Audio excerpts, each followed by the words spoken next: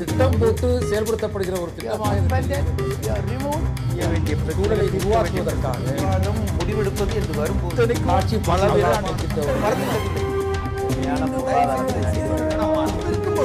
எதிர்த்து பேசிட்டு. வணக்கம். நேர்பட பேசு நிகழ்ச்சிக்கு உங்களை வரவேற்கிறோம். தமிழக சட்டப்பேரவை கூட்டத்தொடர் இன்று நிறைவு பெற்றிருக்கிறது. இந்த 4.5 ஆண்டுகால அதிமுக ஆட்சியில் விதி எண் 110 கீழ் முதலமைச்சர் ஜெயலலிதா 181 அறிவிப்புகளை வெளியிட்டிருக்கிறார் என்று பட்டியலிட்டு இன்று தனது உரையை நிகழ்த்தியிருக்கக்கூடிய தமிழக சட்டப்பேரவையின் சபாநாயகர் தனபால் அரசின் பல்வேறு சாதனைகளையும் பட்டியலிட்டிருக்கிறார். 110 விதியின் கீழ் முதலமைச்சர் 181 அறிவிப்புகளை வெளியிட்டதை மிகப்பெரிய சாதனையாக தனது உரையில் அவர் குறிப்பிட்டிருக்கிறார். அதே சமயம் 110 கீழ் வெளியிடப்பட்டுள்ள அறிவிப்புகளுக்கு நிதி எங்கே என்கிற கேள்வியை எதிர்க்கட்சிகளும் எழுப்பிக் கொண்டிருக்கின்றன. 110 வந்திருக்கக்கூடிய அறிவிப்புகள் அத்தனையும் யதார்த்த களத்திற்கு அறிவிப்புகளாக மட்டுமல்லாமல் செயல் திட்டமாக மாறுமா என்ற கேள்வியும் எதிர்க்கட்சி தரப்பில் வைக்கப்படுகிறது. 110க்கு இருந்த அர்த்தத்தை மிகப்பெரிய ஒரு அர்த்தமாக மாற்றியிருக்கிறோம், அதனை ஒரு சாதனை சொல்லாக மாற்றியிருக்கிறோம் என்று ஆளும் தரப்பு தனது வாதத்தை முன்வைக்கவும் தவறவில்லை.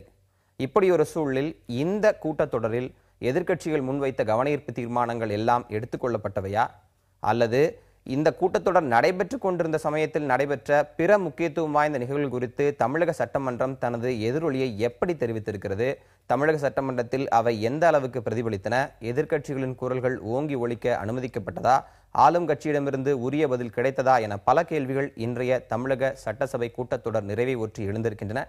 இது குறித்து இன்றைய நேர்பட பேச அமர்வில் நாம் விவாதிக்க இருக்கிறோம்.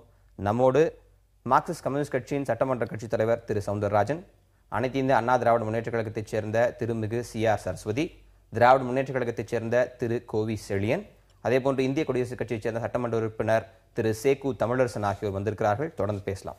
வணக்கம். திரு சவுந்தரராஜன், உங்களிடமிருந்தே ஆரம்பிக்கலாம்னு நினைக்கிறேன். முதலமைச்சராக ஜெயலலிதா பொறுப்பேற்ற பிறகு நீண்ட நாட்களாக சட்டமன்றம் கூட்டப்படாமல் இருந்தபோது அனைத்து எதிர்க்கட்சிகளும் வலுவாக குரல் எழுப்பினீர்கள், சட்டமன்றம் கூட்டப்பட வேண்டும். சட்டமன்றம் கூட்டப்பட்டது. 19 நாட்கள் அலுவல் நாட்கள் நடைபெற்றன. நீங்கள் சாதித்தது என்ன? முதலில் இந்த 19 நாள் போதாது. ஆகவே நாங்கள் எழுப்ப விரும்பிய பிரச்சனைகளை எழுப்ப இயலவில்லை. பொதுமக்கள் எங்களிடம் இந்த பிரச்சனைக்கு தீர்வு வேண்டும், அல்லது தொழிலாளர்கள், விவசாயிகள், தாழ்த்தப்பட்ட மக்கள் என்று பல தரப்பினர் வந்து சட்டசபையில் இதை பேசுங்கள் என்று சொல்லுகிற போது அதை எதிரொலிப்பதற்கான எந்த வாய்ப்பும் இல்லை. இப்போ எங்கள் கட்சியை பொறுத்தவரையில் ஒரு 100க்கும் மேற்பட்ட கவனஈர்ப்பு தீர்மானங்கள் நாங்கள் கொடுத்துருக்கிறோம். அந்த கவனஈர்ப்பு தீர்மானங்களிலே எங்களுடைய கட்சியினுடைய தீர்மானம் 8 தீர்மானங்கள் தான் வந்தன. அந்த 8 தீர்மானங்கள் அதற்கு மேல் தீர்மானங்களை எடுத்திருக்க வாய்ப்பு இருக்கிறது, ஆனால் எடுக்கவில்லை. ஆகவே இந்த 19 நாள் போதாது என்பது ஒன்று. ஒவ்வொரு நாளும் மானிய கோரிக்கை என்று சொன்னால் இன்றைக்கு 6 மானியங்கள், பிரதானமான மானியங்களை 3, 4 என்று ஒரே நாளைக்கு வைத்து 4ஐயும் சேர்த்து ஒரு உறுப்பினர் பேசலாம். மொத்தத்தில் 10 நிமிடத்தில் 15 நிமிடத்தில் பேச வேண்டும். இன்றைக்கு சபாநாயகர் அவர்கள் சொல்லியிருக்கிறார், எதிர்க்கட்சிகள் 8 மணி நேரம் பேசியிருக்கிறார்கள், ஆளும் கட்சியை 1.5 மணி நேரம் தான் பேசியிருக்கிறது என்று ஒரு விவரமும் கொடுத்தார். நாங்கள் 8 மணி நேரம் பேசியதாக சொல்லுவதே முழு உண்மை அல்ல. இப்போது நான் 45 நிமிடம் பேசினேன் என்று கணக்கு இருக்கிறது. நான் பேசியது 15 நிமிடம், அமைச்சர்கள் பேசியது 30 நிமிடம். அமைச்சர்கள் பதிலுக்கு எந்த விதமான கட்டுப்பாடும் இல்லை. அவர்கள் வேண்டுமென்றே நேரத்தை மற்றவர்களுக்கு குறைக்கத்தக்க அளவிலே தேவையில்லாமல் சொன்னதையே திருப்ப சொல்லி, கொள்கை குறிப்பில் இருப்பதை மீண்டும் மீண்டும் சொல்லி, அப்படி அந்த நேரத்தை வீணடிப்பதெல்லாம் சேர்த்துத்தான் 8 மணி என்று எதிர்க்கட்சிகளுக்கு சொல்லப்படுகிறது. ஆனால் நீங்க எதிர்க்கட்சிகளுக்கு உரிய நேரம் இல்லை. எதிர்க்கட்சிகள் மக்களிடமிருந்து பெறப்பட்ட கோரிக்கைகளை சட்டமன்றத்தில் எதிரொலிக்க வாய்ப்பில்லைன்னு சொல்றீங்க. ஆனா மக்கள் கிட்ட இருக்கிற எல்லா பிரச்சனையும் நாங்களே அட்ரஸ் பண்ணியிருக்கோம். முதலமைச்சரோட இத்தனை அறிவிப்புகள், இந்த சட்டமன்றத்தில் 110 வெளியிட்ட அறிவிப்புகள், அமைச்சர்கள் மானிய கோரிக்கை மீது விட்ட அறிவிப்புகள்லேயே எதிர்க்கட்சிகளோட கோரிக்கை எல்லாமே கேட்பதற்கு முன்பே நாங்கள் தீர்த்துட்டோம்னு சொல்றாங்களே. அந்த மாதிரி சொல்லக்கூடிய வாதம் ஜனநாயகத்துக்கு ஏற்புடையதே அல்ல. நீங்கள் வைப்பதற்கு முன்பே நாங்கள் தீர்த்து விட்டோம், நீங்கள் கேட்காமலே கொடுத்து விட்டோம் என்பதெல்லாம் எங்கேயாவது பட்டிமன்றத்தில் பேசலாமே தவிர சட்டமன்றத்தில் பேசுகிற பேச்சு அல்ல. இன்றைக்கு கவனஈர்ப்பு தீர்மானத்தில் உதாரணமாக இன்றைக்கு தமிழகத்தின் எரியும் பிரச்சனை விஷ்ணுபிரியா ஒவ்வொரு நாளும் ஒவ்வொரு டைமென்ஷன் எடுத்துக்கொண்டிருக்கிறது. அது சம்பந்தமாக நாங்கள் கவனஈர்ப்பு கொடுத்திருக்கிறோம். அந்த கவனஈர்ப்பில் எடுக்க சொல்லி எங்களுடைய கருத்தை சொல்ல சொல்லி நாங்கள் வைக்கிற வாதங்களை கேட்டு அதற்கு பிறகு அவர்கள் பதில் சொல்ல வேண்டும். அதற்கு பதிலாக வந்த மானிய கோரிக்கையை பயன்படுத்தி அந்த மானிய கோரிக்கை சமயத்திலே பேசுகின்றவர்கள் சொல்லுகிற அந்த கருத்தை வைத்துக்கொண்டு முதலமைச்சர் பதில் சொல்லுகிறார். கவனஈர்ப்பு தீர்மானத்தில் எல்லா கட்சிகளையும் ஏன் நீங்கள் பேச அனுமதிக்கவில்லை, எங்களுக்கு எழுகிற சந்தேகங்கள் குறித்து கேட்டுவிட்டு ஏன் நீங்கள் பதில் சொல்லவில்லை? அரசுக்கு அச்சம், அந்த பிரச்சனையில பதில் சொல்ல சிபிசிஐடி விசாரணைக்கு அரசு உத்தரவிட்டு விட்டது. உங்களோட எல்லாரோட கோரிக்கையும் கடைசியில போய் நிற்பது என்பது ஒரு தீவிரமான விசாரணை. அது சிபிஐன்னு ஒரு சிலர் கேட்கலாம், சிபிசிஐன்னு ஒரு சிலர் கேட்கலாம். ஆனா அதுக்கு முன்னாடி சிபிசிஐடி விசாரணைக்கு உத்தரவிட்டுன்னு சொல்றது அரசு பக்கம் நியாயம். சிபிசிஐடி விசாரணை என்பது கூடவே கூடாது, தவறானது. ஏனென்றால் அவருடைய தோழி சொல்லுவது, அங்கு நிகழ்ந்த நிகழ்வுகள் சொல்லுவது அவருடைய மேல் அதிகாரிகளுக்கு எதிராக விரல் நீட்டப்படுகிறது. அவர்கள்தான் குற்றவாளிகள், காவல்துறை அதிகாரிகள் என்று சொல்லப்படுகிறது. அப்படி சொல்லப்படுகிற போது எதற்காக அரசாங்கம் சிபிஐ வைக்க தயங்குகிறது? சிபிஐ வைத்து விட்டு போக வேண்டியதுதானே? தமிழக காவல்துறையை சிபிசிஐடி என்கிற இன்னொரு பிரிவே விசாரித்தால் நிச்சயமாக நியாயம் கிடைக்காது என்பது எங்களுடைய கருத்து. அந்த கருத்தை பதிவு செய்ய நீங்கள் அனுமதித்தீர்களா? அனுமதித்து விட்டு நீங்கள் பதில் சொல்லுவது, அது கூட பதில் சொன்ன பிறகு எங்களுக்கு உங்கள் பதிலில் திருப்தி இல்லை என்று நான் சொன்னால் அதை பதிந்து கொள்ள வேண்டும். இந்த இரண்டையும் நாளைக்கு மக்கள் பார்ப்பார்கள், மக்கள் மன்றம் பார்க்கும். இன்னும் எத்தனை ஆண்டுகளுக்கு பிறகு சபை குறிப்பு இருக்கும். சபை குறிப்பில் எங்களுடைய மாற்று கருத்தோ எதிர்ப்பு கருத்தோ பதிவே ஆகக்கூடாது என்பதுதான் இந்த சட்டசபையில் நான் தொடர்ந்து பார்க்கக்கூடிய ஒன்றாக இருக்கிறது. இது நம்முடைய ஜனநாயகத்துக்கு ஏற்புடையதாக. திரு சேக்கு தமிழரசன், எதிர்க்கட்சிகளுக்கு உரிய நேரம் ஒதுக்கப்பட்டது அப்படின்னு சபாநாயகர் தன்னுடைய உரையில இன்னைக்கு சொல்லியிருக்கிறாரு. மானிய கோரிக்கைகள் மற்ற விஷயங்கள் எல்லாமே அவர் பட்டியலிட்டிருக்கிறார். அதுல ரொம்ப ஒரு முக்கியமான விஷயமாக நான் பார்ப்பது, கவன ஈர்ப்புகள் உறுப்பிலிருந்து பெறப்பட்டவை 940, கவன ஈர்ப்பாக அனுமதிக்கப்பட்டவை 499, அவையில் விளக்கம் அளிக்க பெற்றவை வெறும் 15. இது இந்த சட்டமன்றம் சரியாக செயல்படவில்லை அப்படின்னு விமர்சனம் எழுப்பக்கூடியதற்கான ஒரு சான்றாக ஏன் எடுத்துக்கொள்ளக்கூடாது? அது அப்படி இல்லை. ஒரு கவன ஈர்ப்பு தீர்மானம் பதிவு செய்யப்பட்டாலே அது ஏற்றுக்கொள்ளப்பட்டது தான். அதான் சட்டமன்ற மரபு. அந்த அவையில விவாதத்துக்கு வருது அப்படிங்கிறது வேற. அது ஏற்றுக்கொள்ளப்பட்டால் 400க்கும் மேற்பட்ட கவன ஈர்ப்பு தீர்மானங்கள் அனுமதிக்கப்பட்டிருக்கிறது. அதற்கு உரிய பதில் உறுப்பினருக்கு வரும். அந்த உறுப்பினர் அதை ஊடகங்களுக்கு கூட தெரிவிக்கலாம், எங்க வேண்டுமானாலும் அதை அவர் வெளிப்படுத்தலாம். அது அப்புறம் அவருக்கு இருக்க ஒரு உரிமை. ஆகவே அது அனுமதிக்கவே படவில்லை என்று குற்றம் சாட்ட முடியாது. அனுமதிக்கப்பட்டிருக்கிறது. நீங்கள் தருகிற அனைத்து கவன ஈர்ப்பு தீர்மானங்களையும், எதிர்க்கட்சிகள் தருகிற அனைத்து கவன ஈர்ப்பு தீர்மானங்களையும் ஏற்றுக்கொள்ள முடியும் என்று சொல்ல முடியாது. அது அவையினுடைய விதிகளுக்கு ஏற்ப, அவையிலிருந்து கிடைக்க போகிற பதில்களுக்கு ஏற்ப, அவையினுடைய அந்த மரபுகளுடைய தன்மைகளுக்கு ஏற்ப தான் அனுமதிக்கப்படுகிறது. ஒவ்வொரு நாள் இந்த சட்டமன்ற கூட்டத்தில் நீங்க கவன ஈர்ப்பு எடுப்பது சபாநாயகரோட ப்ரோகேட்டிவ் இல்ல அசம்பிளியினுடைய ரூல்ஸ் அண்ட் ப்ரொசீஜர்ஸ் ஒட்டி எடுக்கிறோம் அப்படின்னு சொல்ல வார்த்தை சரின்னு எடுத்துக்கொண்டாலும் 15 499 எடுத்து வெறும் 15க்கு தான் விளக்கம் அளிக்கப்பட்டிருக்குன்னா தமிழ்நாட்டில் வெறும் 15 பிரச்சனை தான் இருக்கா? இல்ல, அந்த 495க்கு உரிய பதில் இப்ப உறுப்பினர்களுக்கு வரும். அதை தந்த உறுப்பினர்களுக்கு வரும், பதில் அவர்களுக்கு அனுப்பப்படும். அது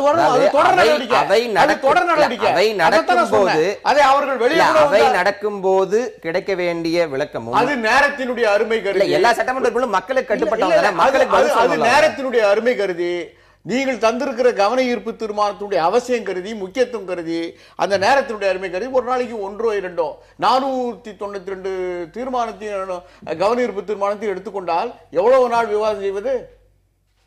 ஒரு தீர்மானத்தின் பேரிலும் அதை பங்கேற்கிற, அதை வலியுறுத்தி இருக்கிற, தந்திருக்கிற அனைத்து கட்சி உறுப்பினர்களும் பேச வேண்டும். இப்படி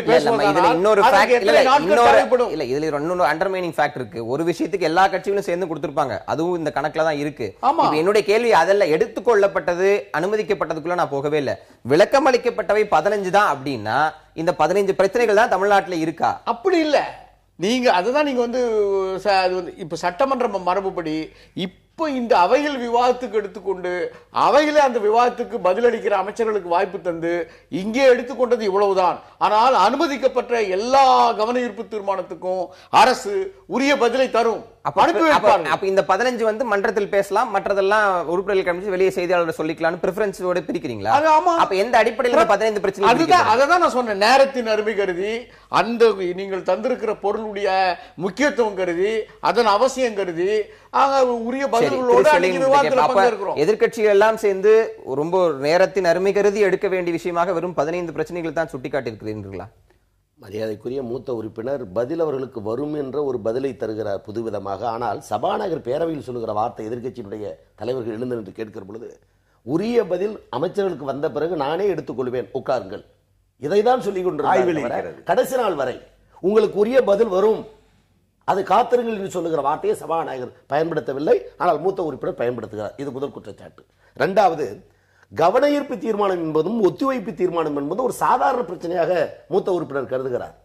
காவிரி நீர் பிரச்சனை, மேகதாது அணையில் அந்த மாநிலம் ஒன்றுபட்டு இருக்கிறது, ஏன் நாம் ஒன்று கூடவில்லை, வாருங்கள் பிரதமரை சந்திக்க போவோம் என்று சொல்லுகிறார்களே, இது சாதாரண பிரச்சனையா?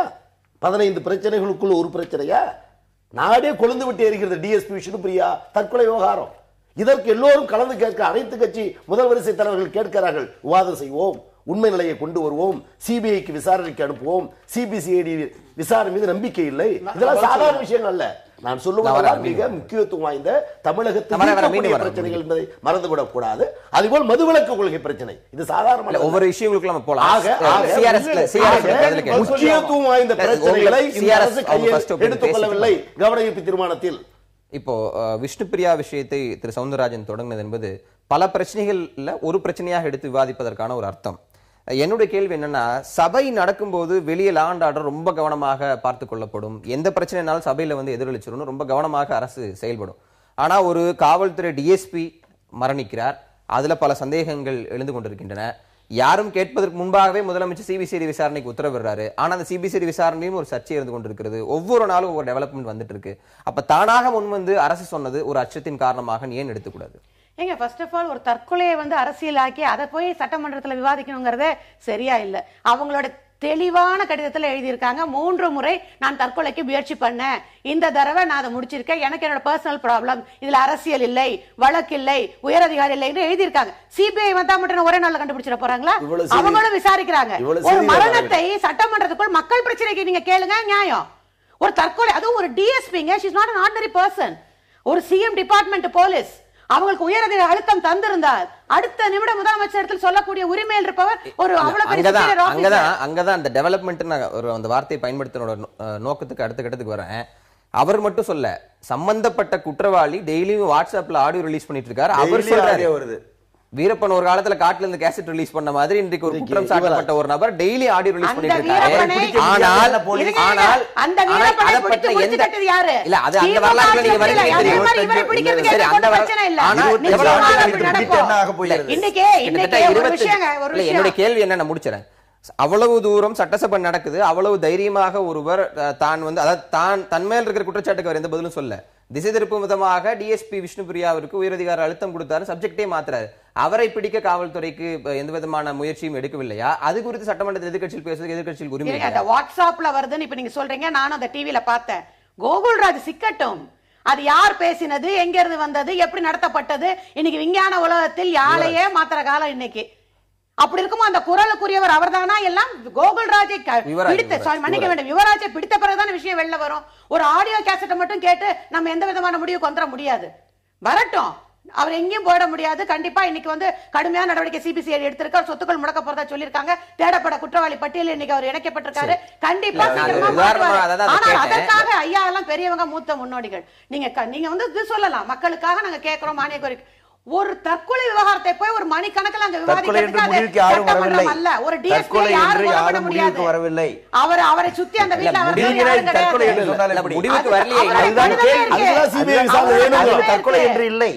சிபிசிஐடி என்கொயரி 3 முறை நான் தற்கொலைக்கு முயன்றதாக அவர் குடும்பம் அதை மறுக்கவில்லை. சிபிசிஐடி என்கொயரி போட்டிருக்கிறதே அந்த மரணம் பற்றி சந்தேகம் தானே, தற்கொலை பற்றி சந்தேகம் போடல. மன உளைச்சலுக்கு யார் காரணம்னு கண்டுபிடிக்க திரு சேகுத்தா, பல விஷயங்கள் எதிர்க்கட்சிகள் பேச வேண்டும்ன்றது அவருடைய ஜனநாயக கடமையிலிருந்து அவர்களுக்கான ஒரு வாய்ப்பு.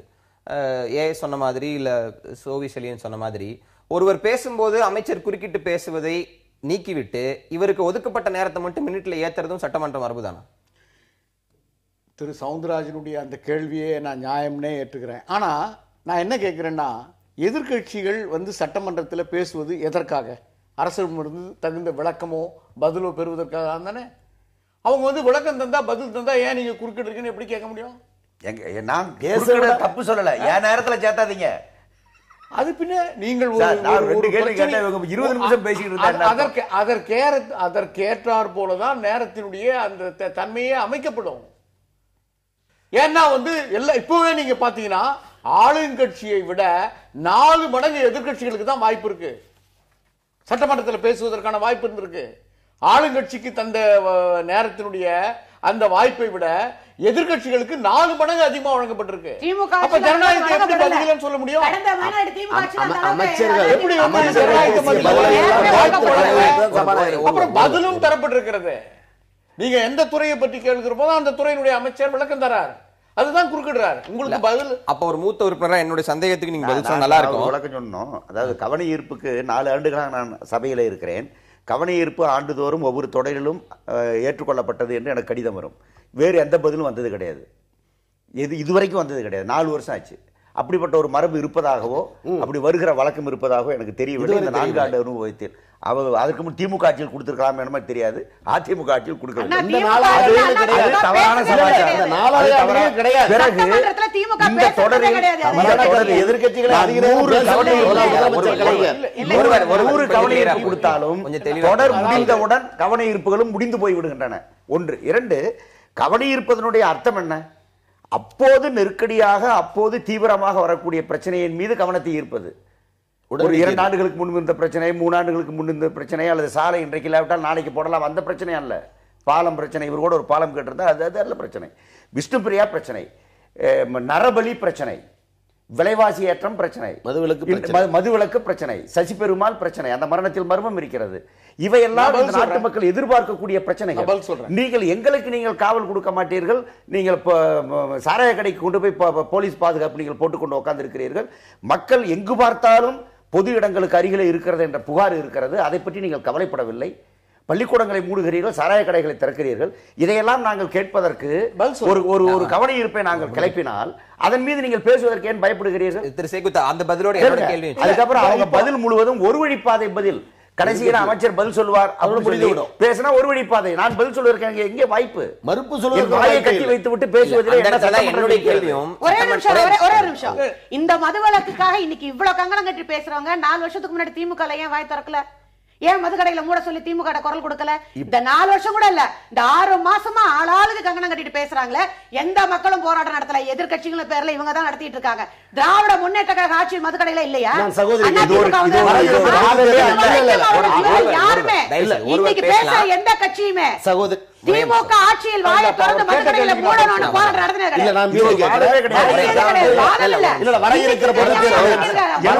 முன்னாடி சாராய கடையை திறக்கல.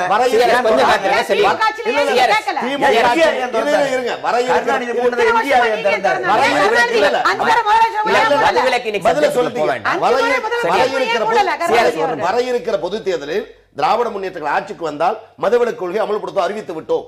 இதே முன்னுதாரணமாக அதிமுக தேர்தலை சந்திக்க தயாரா? இல்ல, போக வேண்டாம். சட்டமன்ற நிகழ்வுகள் பற்றி நிறைய விஷயங்கள் பேச வேண்டியது செய்வது இல்லை என்பதுதான் குற்றச்சாட்டு. நான் மறுபடியும் வரேன். இல்ல, திரு ஏஎஸ் சொன்ன விஷயத்துல இருந்து நான் என்னுடைய கேள்வியும் கேட்கிறேன். இல்ல, என்னோட கேள்வி முடிச்சிடறேன். கேள்வி பதில் செஷன் அப்படி இதை பாக்குறதா, இல்ல எதிர்க்கட்சிகள் தங்கள் கருத்தை பதிவு செய்து அதற்கு அமைச்சர் பதில் சொல்லி அந்த பதிலில் அவர்களுக்கு இருக்கக்கூடிய ஆட்சேபனையும் பதிவு செய்யக்கூடிய ஒரு முறையாக இதை பார்க்கணுமா? எது சட்டமன்ற மரபு?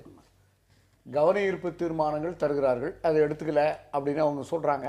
அது ஒரு குற்றச்சாட்டாகவும் மார்க்சிஸ்ட் கமிஷனுடைய நம்முடைய சட்டமன்ற உறுப்பினர் சொல்றாங்க. இந்த கூட்டத்தொடரை பொறுத்தவரையில் மானிய கோரிக்கைகளின் பேரிலான விவாதம், வாக்கெடுப்பு, அதற்கான நிதி ஒதுக்கீடு, இந்த அடிப்படையில் நடக்கிற கூட்டத்தொடர், மார்ச் நிதிநிலை அறிக்கையை தொடர்ந்து இதில் எல்லா துறைகளை பற்றியும் நம்ம விவாதிக்கிறோம். ஒரு நாளைக்கு 3 துறையோ 2 துறையோ அல்லது காவல்துறையை போல ஒரு தனியாக ஒரு துறையோ எடுத்துட்டு விவாதிக்கிறோம். ஆக எல்லா துறைகளிலும் இடதுசாரி உறுப்பினர்களுக்கு அதிலே கருத்தளிப்பதற்கு வாய்ப்பளிக்கப்பட்டிருக்கிறது. ஆக அந்த வாய்ப்பு இருக்கிற போது இப்ப விஷ்ணுபிரியாவுடைய திராவிட முன்னேற்ற உறுப்பினர்களுக்கோ பிற கட்சிகளுக்கு வாய்ப்பளிக்கப்படலைன்னு எடுத்துக்கலாமா? இன்னும் சொல்ல போனா தேமுதிக இந்த சட்டமன்ற கூட்டத்தொடர்ல அவர்கள் பங்கேற்கிற வாய்ப்பை இழந்ததனால் இன்றைக்கு அடுத்த வாய்ப்பு திமுகவுக்கு தான் தரப்பட்டிருக்கு. எந்த டிமாண்டை, எந்த மானியத்தை முன்வைத்தாலும் அதுல முதல்ல வாதம் செய்கிற உரிமை திமுகவுக்கு தான் வழங்கப்பட்டது. உறுப்பினர்கள் பங்கேற்றிருக்கிறார்கள். காவல்துறை இப்ப மதுவிலக்கை பற்றினா அந்த துறை மானிய கோரிக்கையில பேசுங்க, காவல்துறையை பற்றினா அந்த துறை மானிய கோரிக்கை. ஏன்னா இப்ப துறை மிக முக்கிய வாய்ப்பு இருக்கிற போது அப்ப பேரவைத் தலைவர் ஆகவேதான் தேவைப்படுகிற கவன ஈர்ப்பு தீர்மானத்தை மட்டும் எடுத்துக்கொண்டு மற்றதெல்லாம் அப்படின்னா என்னுடைய கேள்வி, நீங்க அந்தந்த மானிய கோரிக்கை மீதான அந்தந்த துறை மீதான அறிவிப்புல அன்னைக்கு வெளியிடல. ஒரு நிமிஷம், அந்தந்த துறை மீதான அறிவிப்புல அன்னைக்கு வெளியிடுறது இல்லையே. சுகாதாரம் போன வாரத்துல வருதுன்னா சட்டமன்றம் தொடங்க 2வது நாளே சுகாதாரத்துறை 110 பல அறிவிப்புகள் வெளியிட்டாச்சு. அப்ப அது என்ன மாதிரியான முறை?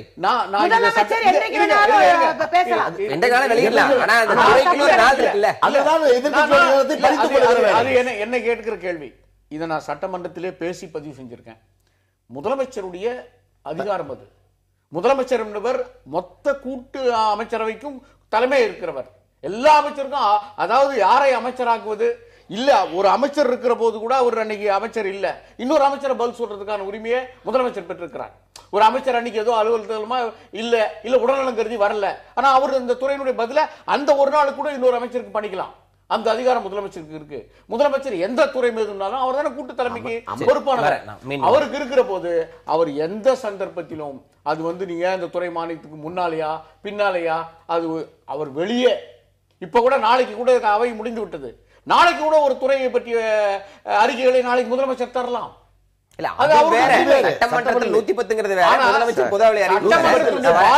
என்னுடைய கேள்வி என்னன்னா, எதிர்க்கட்சிகள் கேட்பதற்கு முன்பாக நாங்க செய்யறோம்னு சொல்ற அதே வாதம் தான் இந்த இடத்துலயும் வருது. துறை மானிய கோரிக்கை எதுவாக இருந்தால் என்ன, மக்களுக்கு தேவை நலத்திட்டங்களை முதலமைச்சர் 110 வெளியிடுறாரு, இதுல என்ன பிரச்சனை உங்களுக்குன்னு கேட்கறாங்க. 110ங்கிறது வெளியே முன்னாடி சொல்லக்கூடாது, அல்லது அதன் மீது ஒரு விவாதத்தை நடத்தி எதிரும் புதிருமான கருத்துக்கள் வந்தால் அது நல்லதல்ல என்று கருதுகிற பிரச்சனைகளில் தான் 110 அமல்படுத்த வேண்டும். அந்த விதியினுடைய சாராம்சமே அதுதான். இல்லை 110 தனி விதியே தேவையில்லை. ஆனால் இந்த 110 இப்போது அணை கட்ட, பாலம் கட்ட, எவர்சியில தட்டு கொடுக்க, தக்காளி சாதம் போட, புதினா சாதம் போட, எல்லாத்துக்கும் 110 ஆரம்பித்தால் இந்த 110ஐயே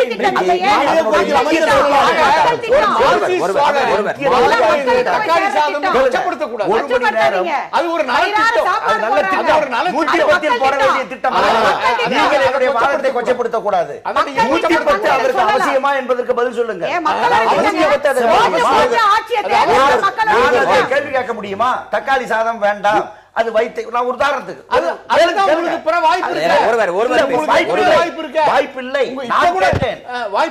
நான் கேட்டேன், உதாரணத்துக்கு சொல்லுகிறேன். ஆணுக்கு முழு பரிசோதனை டிரைவருக்கு என்று சொன்னார்கள், மனைவியும் கூட போவார்கள், அவரையும் சேர்த்து செய்து விடுங்கள் என்று நான் ஒரு வார்த்தை சொன்னேன். 110 கீழ் எந்த ஆலோசனைகள் சொல்லக்கூடாது, நன்றியோடு நிறுத்திக் கொள்ளுங்கள், உட்காருங்கள் என்று என்னை சொன்னார்கள்.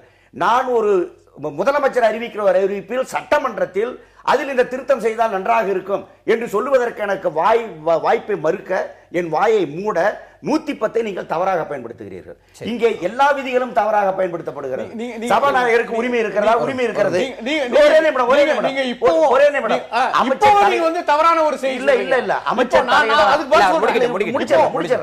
அமைச்சர் தலையிடலாம், உரிமை இருக்கிறது. அந்த உரிமையை தவறாக பயன்படுத்துகிறார்கள். 20 நிமிடம் பேசுவது, 15 நிமிடம் பேசுவது என்று பயன்படுத்து. என்னுடைய வாதம் என்ன? நான் பேசவே இல்லை என்றா சொன்னேன். முழுமையாக நீங்கள் பேச அனுமதிக்கவில்லை, பேச வேண்டியதை பேச அனுமதிக்கவில்லை, ஒரு வழி பாதை போல் சொல்லுகிறீர்கள். நீங்கள் சொன்னதற்கு என்னை பதில் சொல்ல அனுமதிக்க மறுக்கிறீர்கள். இதுதான் என்னுடைய வாதம். அவர் பதில் முடிக்கட்டும். 110 எங்கே என்னுடைய கருத்தை சொல்ல அனுமதிக்கிறீர்கள்? நீங்களே கேட்டிருக்கிறீர்கள், நன்றியோடு உட்காருங்கள் என்று சொன்னார்களா இல்லையா? இதுவா ஒரு சட்டமன்றம்? நான் என்ன சட்டமன்றத்தில் இருக்கிறேன். நீங்க ஒரு பேரவையை நடத்துவதற்கான முழு அதிகாரத்தையும் பேரவைத் தலைவர் பெற்றிருக்கிறார். இந்த பதில் யாரிடமிருந்து வந்தது? ஆளுங்கட்சி தரப்பில் இருந்தா வந்தது. பேரவைத் தலைவர் நெறிப்படுத்துவதற்காக நீங்கள் ஒரு ஆலோசனையை கூறுகிற போது அது ஒரு விவாதமாகிவிடக் கூடாது. நீங்கள் ஒரு ஆலோசனை முன்வைக்கிற போது, பிற உறுப்பினரும் அப்படி ஆலோசனைகளை முன்வைக்கிற போது ஒரு விவாத பொருளாக அது ஆகிவிடக் கூடாது என்பதற்காக, அந்த மரபை பின்பற்றுவதற்காக நீங்கள் ஆலோசனை கூறுவதை பிறகு வைத்துக் கொள்ளுங்கள். இப்போது இந்த 110 விதிகள்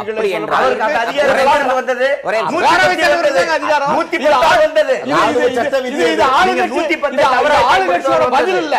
நீங்கள் ஆளுங்கட்சியோட பதில் அல்ல, இது பேரவைத் தலைவருடைய நெறி. இல்ல திரு சேகுத்தமிழரசன், என்னுடைய கேள்வி, 110 ஒரு திட்டத்தை அறிவிக்கிறாங்க, அதுல எதிர்க்கட்சிகளுக்கு முரண்பாடு இருக்கிறது, இல்ல உண்மையாலுமே ஒரு பிரச்சனை இருக்கிறதுன்னா என்ன வாய்ப்பு எதிர்க்கட்சிக்கு இருக்கு? 110 அறிவித்த பிறகு அறிவிச்சிட்டாங்க என்ன, அதாவது அதை தொட்டு பல கேள்விகள் இருக்கு. மானிய கோரிக்கை நடக்கும்போது முடிஞ்சதுக்கு அப்புறம் 110 அறிவிக்கிறது என்ற கேள்விலாம் இருக்கு. அதுக்கப்புறம் வரேன், ஒரு திட்டம் அறிவிக்கப்பட்டு விட்டது, 110 அறிவிக்கப்பட்டு விட்ட திட்டத்துல விவாதம் கூடாது அப்படின்னு சொல்றாங்க. அப்ப எதிர்க்கட்சிகள் தங்கள் ஆலோசனைகளை, தங்கள் முரண்பாடுகளை எப்படி பதிவு செய்வது? அதுதான் கேள்வி பதில் நேரம் இருக்கு. இன்றைக்கு பொது நிதி, துணை நிதிநிலை அறிக்கை, பொது நிதி அறிக்கையின் பேர்ல துணை நிதிநிலை அறிக்கை, இன்றைக்கு வாய்ப்பு இருந்து பேசலாமே. என்ன பேசலாம்? இல்ல, எதை வேணா எவ்வளவு பேசிருக்கலாமே. நேரம்? 3 நிமிடத்தில். இல்லைங்க, இல்ல, எதை வேணா பேசிருக்கலாமே. இன்றைக்கு 3 2 மணிக்கு நிமிடத்தில் முடிக்க வேண்டும். ஆனால் 110 மீது நன்றி. அதன் பிறகு 1.25 மணி நேரம் செலவழிக்கப்பட்டு நான் எங்களை இடைவேளை. பேச அனுமதிக்காமல் 5 நிமிடத்தில் முடியுங்கள், 2 நிமிடத்தில் முடியுங்கள் என்று சவுந்தரராஜன், கில்லட்டின் என்று சொன்னார்கள். இதே கருத்து நீங்க சொல்லிருக்கலாமே. ஒரு இடைவேளைக்கான இதே கருத்து சொல்லிருக்கலாமே. பாலகிருஷ்ணன் சொன்னார். இடைவேளைக்கு பிறகு உங்களுக்கு நான் பாலகிருஷ்ணன் வாய்ப்பு சொன்னார். தரேன். இடைவேளைக்கு திரு கோவிசல் இன்னைக்கு சபாநாயகர் கொடுத்திருக்க அந்த பட்டியல்ல தகவல் கோரல் அப்படிங்கிற ஹெட்டர்ல ஒரு விஷயம் இருக்கு. அதாவது தகவல் கோரல் என்ற முறையில் அவ்வப்போது முக்கிய பிரச்சனைகள் அவையில் எழுப்ப அனுமதிக்கப்பட்ட தேர்வுகள் 9, அதுல உரையாற்று உறுப்பினர்கள் 13 பேர், மொத்தம் 34 நிமிஷம் அப்படின்னு. எங்கள் பிரச்சனையை பேசுவதற்காக உங்களுக்கு வாக்களித்து சட்டமன்றத்துக்கு அனுப்பி இருக்கும் போது நீங்கள் தகவல் கோரல்ல மொத்தமா 34 நிமிஷம் தான் பேசியிருக்கீங்க அப்படின்னா ஆளுங்கட்சி பிரச்சனையை ஆளுங்கட்சியிட்ட கேட்கிறேன், எதிர்க்கட்சிகள் சரியாக செயல்படலேன்னு ஒரு சாமானியனாக நான் புரிந்து கொள்ளலாமா? அதாவது எதிர்க்கட்சியினுடைய குரலை ஆளுங்கட்சி கேட்கிற விதத்தில் இருக்கக்கூடிய ஒரு அரசாக இருந்தால் எங்களுடைய கருத்துக்களை பதிவு செய்யலாம், அரசிடமிருந்து விளக்கம் பெறலாம். அதற்கான வாய்ப்பு இல்லவே இல்லை என்பதுதான் இந்த சட்டமன்றத்தில் நடக்கிற மிகப்பெரிய ஜனநாயக படுகொலை என்பது ஒட்டுமொத்த எதிர்க்கட்சிகளுடைய கருத்து, நாட் ஒன்லி திராவிட முன்னேற்ற கழகம் மட்டும். அதற்கு என்ன காரணம் என்று சொன்னால், மரியாதைக்குரிய என்னுடைய மாண்புமிகு சட்டமன்ற உறுப்பினர் சொன்னதை போல முதலமைச்சருக்கும் சபாநாயகருக்கும் இருக்கிற அதிகாரத்தை நாங்கள் குறிக்கிடவில்லை. அவர்களுக்கு தனித்த அதிகாரம் உண்டு. ஆனால் ஒரு தொகுதியின் பிரச்சனையை, சமூகத்தின் பிரச்சனையை, நாட்டின் பிரச்சனையை எதிர்க்கட்சிகள் நியாயமாக எழுப்ப முயன்றால் கூட அதை அரசியலாக்கி அடைக்க வேண்டும் என்று எண்ணுகிறார்களே, இது சர்வாதிகாரம் அல்லவா? ஒரு முதலமைச்சருக்கு அதிகாரம் இருக்கிற காலத்தில் எதையும் செய்யலாமா? குறிப்புக்காக ஒன்று, நான் பேசியது வருவாய்த்துறை மானிய கோரிக்கையில் 14ஆம் தேதி, 4ஆம் தேதியே 110 விதியில் அந்த வருவாய்த்துறை மீது முதலமைச்சர் அறிவிக்க வேண்டிய அவசியம் என்ன? காமராஜுக்கு தெரியாது 110, அண்ணாவுக்கு தெரியாது 110, எம்ஜிஆருக்கு தெரியாது 110. ஆக 110 விதியில் திட்டங்களை வாசித்தால் மக்கள் நல திட்டங்களை என சொல்லிவிட்டு எதிர்க்கட்சிகளுக்கு வாய்ப்பூட்டு போடலாம் என்று அதிமுக அரசு கருதுகிற கருத்தை நிறைவேற்றி இருக்கிறது. அதன் அடிப்படையில் தான் நீங்கள் கேட்டதை போல குறைவான நேரத்தில் எந்த கருத்தை எதிர்க்கட்சிகளால் பதிவு செய்யப்பட முடியும், இயலாது என்ற கருத்தை தான் நாங்கள் ஒத்துக்கொள்கிறோம். மக்கள் திட்டங்களாக அறிவித்து எதிர்க்கட்சிகளின் எதிர்க்கட்சிகள் வாய்ப்பூட்டு போடப்படுது நீங்க சொல்றீங்க. ஆனா மறுபுறத்தில் ஒரு விமர்சனம் என்ன வருதுன்னா, மக்கள் நல திட்டங்களாக 110 அறிவிப்பதால் இந்த அரசுக்கு ஏற்படக்கூடிய வரவேற்பை கண்டு எதிர்க்கட்சிகள் அஞ்சுகிறார்கள் சொல்றாங்க. நாங்கள் குற்றம் சொல்லி பேசுவதற்கான வாய்ப்பு தடுக்கப்படுகிறது என்பதுதான் எங்களுடைய விவாதம். உதாரணத்திற்கு 110 விதியிலே ஆவடியில் தனி தாலுகா அலுவலகம் செயல்படும் என்று அறிவித்தார் 2 ஆண்டுகளுக்கு முன்னால். மீண்டும் மீண்டும் 110 விதி வருகிறதே தவிர அந்த ஆவடி தனி தாலுகா அலுவலகம் பூந்தமல்லியில் தான் இன்றைக்கும் செயல்படுகிறது. ஆக 110 விதி செயல்பாடு எங்கே போனது? சரி, சிறிசேரிக்கு இங்கிருந்து தனியாக பறக்கும் சாலை முதலமைச்சர் 110 விதியில் அறிவித்தார். 3 ஆண்டுகள் ஆகிறது, இதுவரை பாலத்திற்கான பணி அடிக்கல் கூட நாட்டவில்லை. 110 விதி என்னானது? நிதி ஒதுக்கீடு என்னானது? இதுதான் எதிர்க்கட்சி கேட்கிறோம். தகவல் கோரல் என்றெல்லாம் ஒரு அஜெண்டாவே கிடையாது. தகவல் கோரல் என்ற ஒரு அஜெண்டாவே கிடையாது. 0 ஹவரே சட்டமன்றத்தில் கிடையாது என்பதுதான் முதலமைச்சர் நிலை, சபாநாயகர் நிலை. அதை மீறி நாங்கள் ஏதாவது கேட்க முற்படும் போது அவர்கள் அனுமதிக்க மறுத்து வேறு வழி இல்லாமல் சொல்லக்கூடியதான் இந்த 14 அர்த்தம் என்னவென்றால் நாங்கள் குறைவாக கேட்டோம் என்பதல்ல, அனுமதிக்கவில்லை என்பது. அந்த இடத்துல தான் திரு தமிழரசன் கேட்கிறேன். மற்ற எல்லா விஷயங்களையும் வந்ததனுடைய விவரங்களை நம்ம பட்டியலிட்டு இருக்கார். இத்தனை மானிக்கோரிக்கைகள் வரப்பட்டன, இத்தனை கவனீர் தீர்மானம் வரப்பட்டன, சிறப்பு கவனி வரப்பட்டன, எடுக்கப்படல. இதுல மட்டும் தகவல் கோரல் என்ற முறையில் அவ்வப்போது முக்கிய பிரச்சனைகள் அவையில் எழுப்ப அனுமதிக்கப்பட்டது அப்படின்னு ஒரு 9 இருக்கு. அப்ப வரப்பெற்றதை மறைத்து விட்டு இந்த தகவல் சொல்லும் போது இதுல ஒரு இன்டென்ஷன் இருக்குன்னு ஏன் சொல்லக்கூடாது? இல்ல, அவர் எதை குறிப்பிடுறாருன்னா, மார்க்சிஸ்ட் தோழர் சொன்னதை போல 0 ஹவர் நேரமற்ற நேரம், தூய தமிழ்ல பூஜ்ய நேரம், அது ஒரு சாதாரண மொழிபெயர்ப்பு. இந்த நேரம்ன்றது பாராளுமன்றத்தில் ஒரு மரபாயிடுச்சு. ஆனால் இது எழுதப்படாத ஒரு சட்டமாக மரபாக இருக்கிறது. அதுல சட்ட விதி இல்லை, 0 டைம்னு ஒரு சட்ட விதி இல்லை, எந்த அவையிலும் இல்லை, பாராளுமன்றத்திலும் இல்லை. பாராளுமன்ற மரபை சட்டமன்றம் பின்பற்றி நேரமற்ற நேரம், அதாவது கேள்வி நேரம் முடிந்த உடனே வேற அவை நடவடிக்கைகள் எடுத்துக்கொள்வதற்கு முன்பாக முக்கிய முன்னணி எதிர்க்கட்சி தலைவர்கள், முதல்வர் இருக்கிற தலைவர்கள் ஏதாவது தகவலுக்கு தெரிந்து கொள்ள விரும்புவதாக இருந்தால் அதை எழுப்பலாம். அப்படி கேட்ட அதுக்கு நீங்க பேரவைத் தலைவரிடம் ஒரு வாய் வழி அனுமதியை பெற்றால் கூட போதும், இந்த தகவலை நான் தெரிஞ்சுக்க விரும்புறேன்னு. அப்படி அனுமதித்த தகவலுடைய எண்ணிக்கை தான் அது. 110 விதியை ஒரு மரபாகவே மாற்ற முடிந்த உங்களால் 0 ஹவர்ல எதிர்க்கட்சிகள் பேச நேரத்தை அனுமதித்து அந்த மரபை நீடிக்க செய்யறதுல என்ன பிரச்சனை இருக்கு? 110 விதின்றது சட்ட விதி. விதியே நீங்க மரபாவே மாத்திட்டாங்க. 0 ஹவர்ங்கிறது மரபு. அது விதி அல்ல. இல்ல அந்த மரபில் எதிர்க்கட்சிகளுக்கான நேரத்தை குறைப்பது உங்களுக்கான இன்கன்வீனியன்ஸ் இல்ல என்னுடைய கேள்வி முடிக்கிறேன். உங்களுக்கான இன்கன்வீனியன்ஸ் இருக்கிற எல்லா இடங்கள்லயும் மரபை காரணம் காட்டுவது, உங்களுக்கு கன்வீனியன்டான இருக்கிற இடங்கள் எல்லாம் விதிகளை காரணம் காட்டுவது நீங்க செயல்படுறீங்கன்னு ஏன் சொல்லக்கூடாது? இல்ல நீங்க இதுக்கு நான் ஒரு வரலாறு சொல்லணும். சட்டமன்றம் இப்போ உருவானது பிரிட்டிஷ் சட்டமன்றம், அதற்கு பின்னாலே நம்முடைய சுதந்திர சட்டமன்றம். பிரிட்டிஷ் சட்டமன்றத்தில் இருந்த சபாநாயகர் தான் முதல் சுதந்திர தமிழகத்தினுடைய சட்டமன்ற சபாநாயகராகவும் இருந்தார், பெரியவர் சிவசண்முகம் பிள்ளை. அப்பவே அவர் இது குறித்து ஒரு தீர்ப்பை தந்திருக்கிறார். 0 ஹவர்னு ஒண்ணு சட்டப்படி கிடையாது, ஆனால் அது ஒரு மரபாக வேண்டுமானால் அனுமதிக்கலாம். சட்டமும் மரபும் மக்கள் பிரச்சனை பேசுறது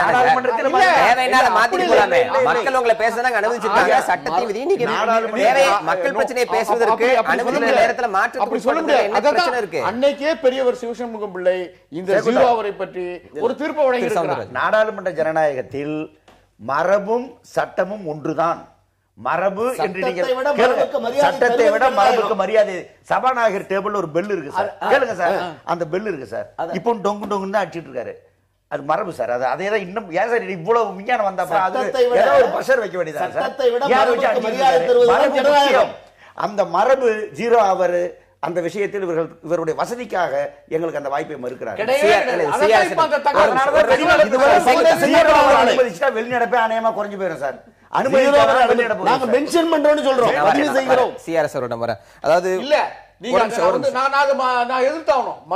ஏன்னா ஒவ்வொரு நாளும் கேள்வி நேரம் முடிந்தவுடனே எதிர்கட்சி உறுப்பினர்கள் முன்வரிசையில் இருக்கிற தலைவர்கள் எழுந்து நின்ற போது குறைந்தபட்சம் நீங்க எதை குறிப்பிடணும், எதை கேட்க விரும்புறீங்க, அவர்கள் சொன்ன பின்னாடி இதை நான் ஏற்றுக்கொள்ள முடியாது, இதை எனக்கு நீங்க முதல்ல தரல, நான் தகவல் தர முடியாது, இதுக்கு நான் தகவலை பெற்று தந்திருக்கிறேன், என்னடா அனுமதி பெற்றிருக்கிறேன் சொல்லிதான் அதை முடிக்கிறோம். இல்ல சொல்லி ஒரு சாமானிய என்னுடைய கேள்வி, வெறும் 34 நிமிஷம் தான் 234 உறுப்பினர்கள் பேசினாங்களா? தகவல் கோர்றதுல வெறும் 34 நிமிஷம் தானா? அது எதிர்க்க முன்னணி தலைவர்களுக்கு மட்டும்தான் இந்த உரிமையே. அவங்க ரெப்ரசன்ட் பண்ணி தான் முன்னணி தலைவர் போறாங்க. இந்த பிரச்சனைகள் எல்லாம் அவையில் முன்னணி தலைவர்கள் தான் முன்னுரிமையே. கம்யூனிஸ்ட் கட்சி இருக்குன்னா சட்டமன்ற சிலர் இவர் இருக்காருன்னா இவர் இல்லாம 9 பேரோட சேர்ந்து இவர் கேட்கிறாரு. பெருமளவுக்கு பயன்படுத்தி இருப்பது எதிர்க்கட்சிகள் தானே. திமுக பயன்படுத்தி இருக்கு, மார்க்சிஸ்ட் கட்சியுடைய அதாவது ஆளுங்கட்சி இதை பயன்படுத்த முடியாது.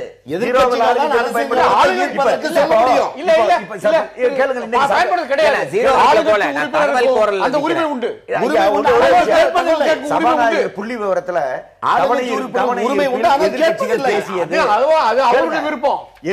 கட்டாயப்படுத்த முடியாது. எதிர்கட்சிகள் மட்டுமே பேசியது, ஆளுங்கட்சி இல்ல, எதிர்கட்சி மட்டுமே பேசியதுன்னு ஒரு விவரம் சொல்றாரு. ஆளுங்கட்சி கவனஈர்ப்பு கொடுக்க முடியாது. எதிர்கட்சி சபாநாயகர் அப்படி மிஸ்இன்டர்பிரட் பண்றாரு. ஏன் நீங்க சொல்றது தவறு. ஆளுங்கட்சியும் கவனஈர்ப்பு தீர்மானம் தரலாம், ஒத்திவைப்பு தீர்மானம் கொடுக்க மாட்டார்கள், அதான் சொல்றேன். சட்டப்படி அவர்கள் கவனஈர்ப்பு தீர்மானம் தரலாம், ஒத்திவைப்பு தீர்மானம் தர முடியாது. இல்ல அரசை நோக்கி எதிர்கட்சிகள் தானே கவனத்தை ஈர்க்கிறதுக்கான எதிர்கட்சிகளுக்கான உரிமை தானே. அந்த டிஸ்ட்ரிக்ட்ல போகணும். சிஆர்எஸ் அதாவது சட்டமன்றம் பொதுவாக பழைய வரலாற்றுகள் எல்லாம் படிக்கும்போது ரொம்ப சுவாரஸ்யமான ஒரு விவாதம் நடந்தது. இந்த தலைவர் இப்படி சுட்டி காட்டினார், இதற்கு இந்த முதலமைச்சர் இப்படி பதில் சொன்னார்லாம் இருந்தது. ஆனால் அவற்றையெல்லாம் தாண்டி முதலமைச்சர் புகழ் பாடக்கூடிய மன்றமாக இது மாறிடுச்சுன்ற விமர்சனம் அனைவராலும் வைக்கப்படுகிறது.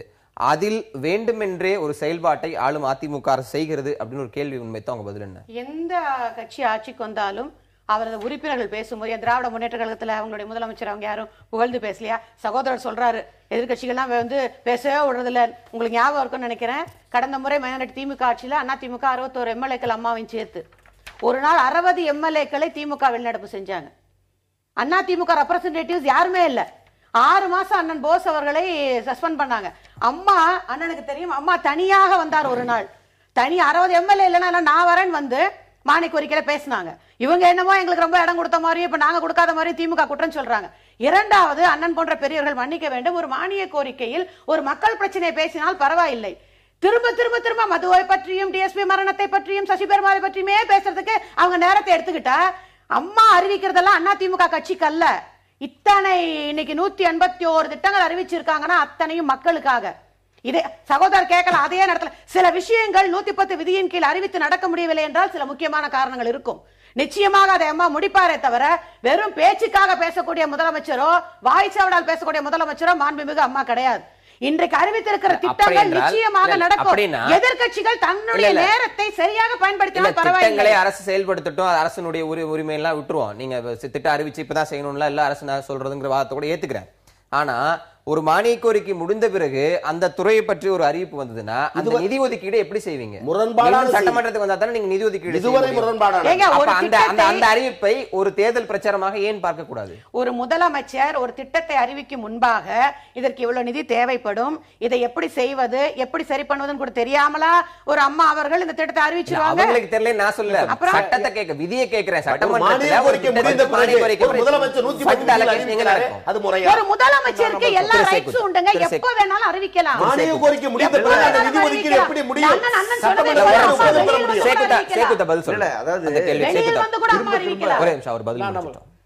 நிதிநிலை அறிக்கை, பொது நிதிநிலை அறிக்கை, அதற்கு பிறகு துறைகளுக்கான நிதி ஒதுக்கீடு, அதற்கு பிறகும் ஒரு துணை நிதிநிலை அறிக்கை. அந்த துணை நிதிநிலை அறிக்கையை அவையினுடைய இறுதி கால் வரையில எப்ப வேண்டுமானாலும் நிதியமைச்சர் கொண்டு வரலாம்.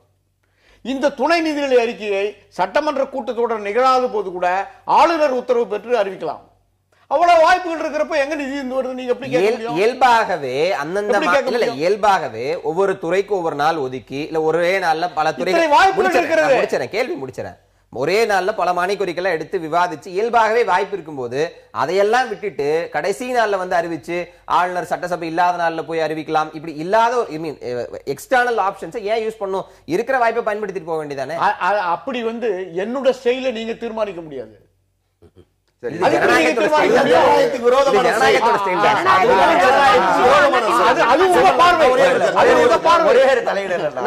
எனக்கு சபாநாயகருக்கு அதிகாரம் இருக்கிறது, முதலமைச்சருக்கு அதிகாரம் இருக்கிறது என்று பேசுவதே ஜனநாயகத்தில் வந்து ஒரு அளவுக்கு மீறி பேசினா அது வந்து ரொம்ப அதுவே சர்வாதிகாரம். அதே சர்வாதிகாரம்.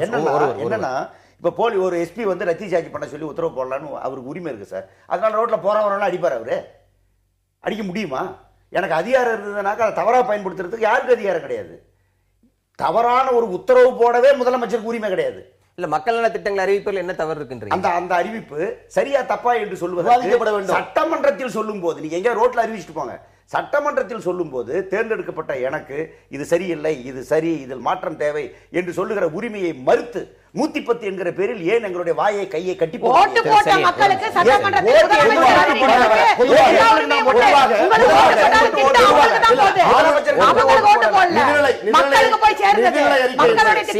நிதிநிலை அறிக்கை தாக்கல் என்பது ஒரு முதலமைச்சரும் நிதியமைச்சரும் உயர் அதிகாரியும் கலந்து பேசி ஒரு ஆண்டிற்கான வருவாய் இவ்வளவு, செலவு இவ்வளவு, பற்றாக்குறை இவ்வளவு என்றுதான் நிதிநிலை அறிக்கையில் தாக்கல் செய்கிறார்கள்.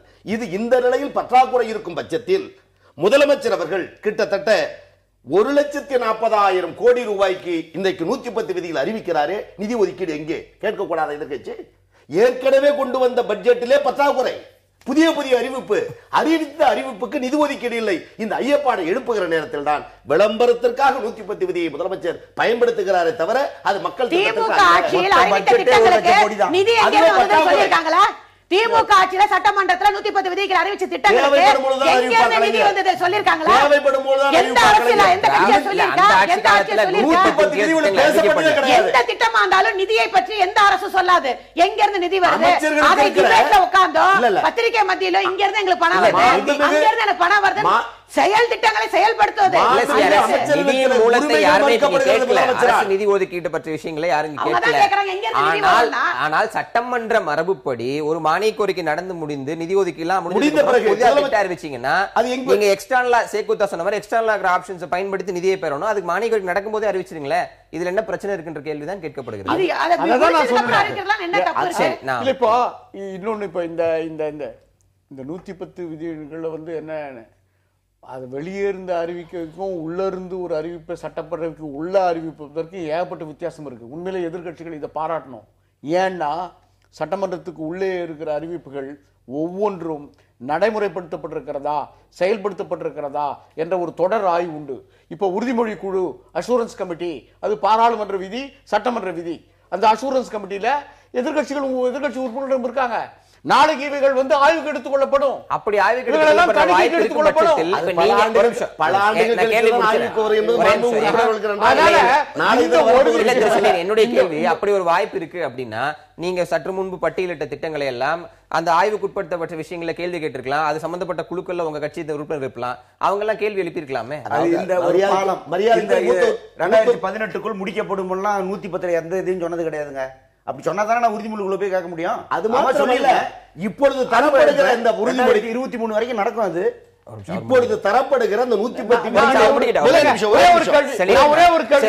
ஒரு கேள்வி மட்டும் நான் ஒரு குறைந்தபட்ச கேள்வியை திமுக உறுப்பினருக்கும் மார்க்சிஸ்ட் உறுப்பினருக்கும் வைக்கிறேன். அவர்கள் முதலமைச்சர் புரட்சி தலைவி அம்மா அவர்கள் 181 நல அறிவிப்புகளை வழங்கினார்களே, அந்த அறிவிப்பினுடைய நோக்கத்தில் உங்களுக்கு ஏதாவது பிழை இருக்கா? மாறுபட்ட கருத்து, ஆனால் செயல்படுத்துகிற விதமும் செய்வதும் வெறும் விளம்பரத்திற்காக மட்டுமே. ஒரு அரசு என்பது நன்மையை நோக்கி போவது, மக்கள் நலத்தை நோக்கி போவது. அதுல உங்களுக்கு குற்றம் இருக்கா? உங்களுக்கு பிழை இருக்கா? மாறுபட்ட கருத்து இருக்கா?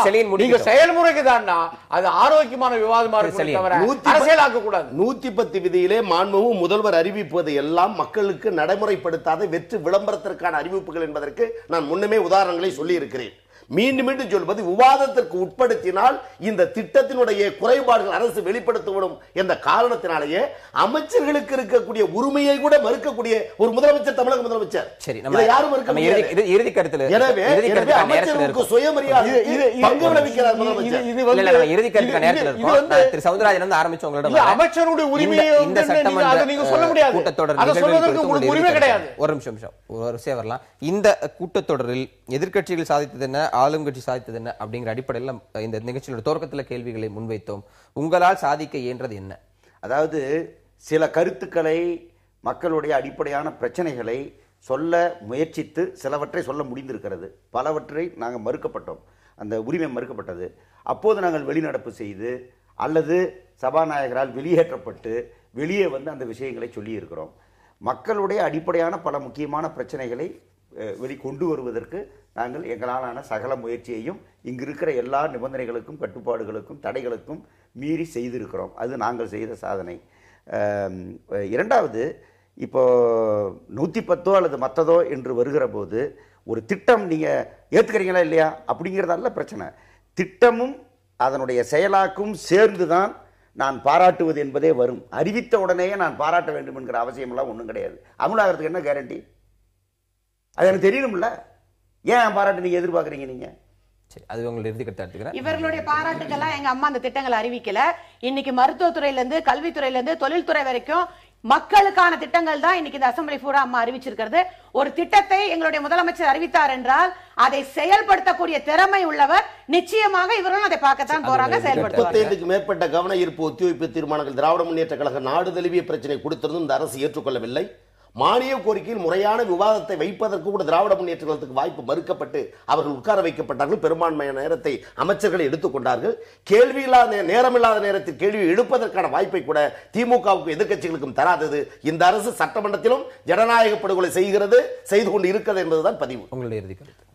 ஒரு ஜனநாயகத்தினுடைய மாண்பே பெரும்பான்மையினுடைய முடிவை ஏற்றுக்கொள்வது, ஆதரிப்பது, ஆதரிக்குவது கூட எதிர்க்கட்சிகளுடைய அது உரிமை. ஆனால் ஏற்றுக்கொள்வது, பெரும்பான்மை உணர்வை நாங்கள் ஏற்றுக்கொள்ள முடியும்னா அதுதான் ஜனநாயக விரோதம். சரி, அதுதான் ஜனநாயக விரோதம். இப்போ ஒரு இடதுசாரிகளை மது விலக்க பேசுறாங்கன்னா அடுத்த வாரத்துக்கு போக முடியாது, நேரம் இல்ல. தவறா இருக்க முடியும். எங்களை கேட்க விட்டு நீங்க கேட்டுக்கணுங்கிறதா இந்த தார்மீக உரிமையே இல்லாத போது, தார்மீக உரிமையே இல்லாத போது அரசியலுக்காக எடுக்கிற சந்தர்ப்பவாத முடிவு தானே. எங்க பதில் என்ன? நான் நிகழ்ச்சி நிறைவு செய்யறேன். நிகழ்ச்சியில் கலந்து கொண்டதுக்கு நன்றி. மீண்டும் ஒரு நேர்பட பேச நிகழ்ச்சி எதிர்த்து பேசிட்டு வழியை தவிர